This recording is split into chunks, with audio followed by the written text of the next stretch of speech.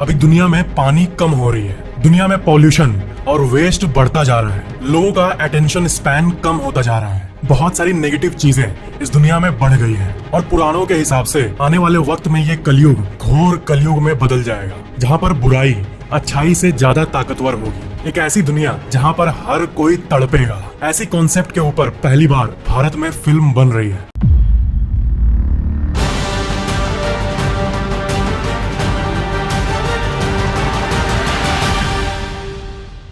आदि पुरुष के बाद प्रभास की ये फिल्म आ रही है जिसका नाम होगा कल्कि, और ये एक ऐसी मूवी है जैसी शायद पहले इंडिया में कभी नहीं बनी। पहले तो इसे प्रोजेक्ट के नाम से मिस्टीरियस रूप से लोगों के सामने लाया गया।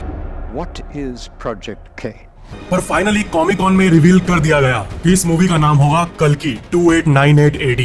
2898 AD का मतलब समझ रहे हो आप? अभी कौन सा साल चल रहा है? साल 2023। तो ये मूवी हमें आज से करीब 800 साल बाद की धरती की सिचुएशन हमें दिखाती है। अभी तो फिलहाल इंडिया में ऐसे कॉन्सेप्ट के ऊपर मूवी बनी ही नहीं, जहाँ पर एक ऐसी दुनिया होगी जो कि रियल लाइफ सिचुएशन से भी इंस्पायर्ड है, जहाँ पर नेचुरल रिसोर्सेज की कमी हो गई है और लोग पानी के एक बूंद के लिए भी तरस रहे हैं। और उसी में प्रभास की एंट्री होती है। कल्कि जो शब्द है ये असल में भगवान विष्णु का एक अवतार है जो कि कलयुग में आने वाला है पुराणों के अनुसार। अगर आप पुराणों को एक्सप्लोर करोगे तो आपको उनमें बहुत ही इंटरेस्टिंग चीजें और सीक्रेट्स पता चलेगी। सबसे पहले सतयुग आया जिसमें लॉर्ड विष्णु अपने खुद के अवतार में थे, मतलब ओरिजिनल लॉर्ड विष्णु। फिर त्रेता युग आया जिसमें लॉर्ड विष्णु राम जी के अवतार में धरती पर जन्म लिए थे। फिर आया द्वापर युग जिसमें लॉर्ड विष्णु कृष्ण भगवान के अवतार में जन्म लिए थे। और द्वापर युग के बाद अब चल रहा है कलयुग। जैसे विष्णु जी के अवतार राम जी थे, फिर कृष्ण जी हुए, वैसे कलयुग में उनका जो अवतार अभी आने वाला है, जो अभी हमारी दुनिया में नहीं आया है, उनका नाम होगा कल्कि। और पुराणों के हिसाब से जो अभी की दुनिया है हमारी, इसमें बुराई हद से ज्यादा बढ़ जाएगी। तब उस समय को हम घोर कलयुग कहेंगे। तब विष्णु जी का कल्कि अवतार आएगा और इस दुनिया को रीबैलेंस करेगा। तो यही इस कल्कि शब्द का मतलब है। ये बहुत ही पावरफुल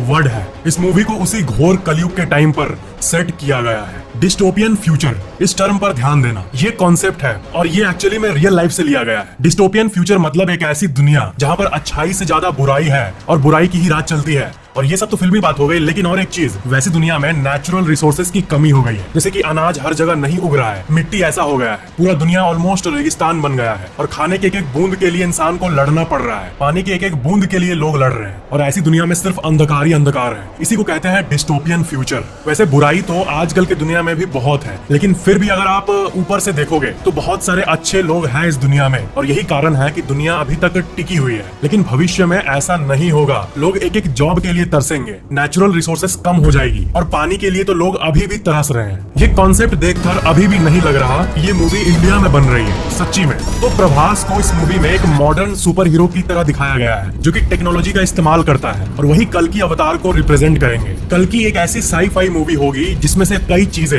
हमारे हिंदू टेक्स्ट से लिया गया है। इस मूवी के ग्लिम्स को अगर आप ध्यान से देखोगे तो आपको पता चलेगा कि पाप और पुण्य की दो टीम्स दर्शाई गई है। जो पाप वाली टीम है उनको ब्लैक ड्रेस में दिखाया गया है और जो पुण्य वाली टीम है उनको व्हाइट कलर की आउटफिट में दिखाया गया है। कल्कि 2898 अब इंडिया के सबसे मोस्ट एक्सपेंसिव मूवीज के लिस्ट में आ गया है। इसका बजट है 600 करोड़ रुपए। तो ये था आज का वीडियो। सब्सक्राइब करके बेल आइकन जरूर ऑन कर लेना।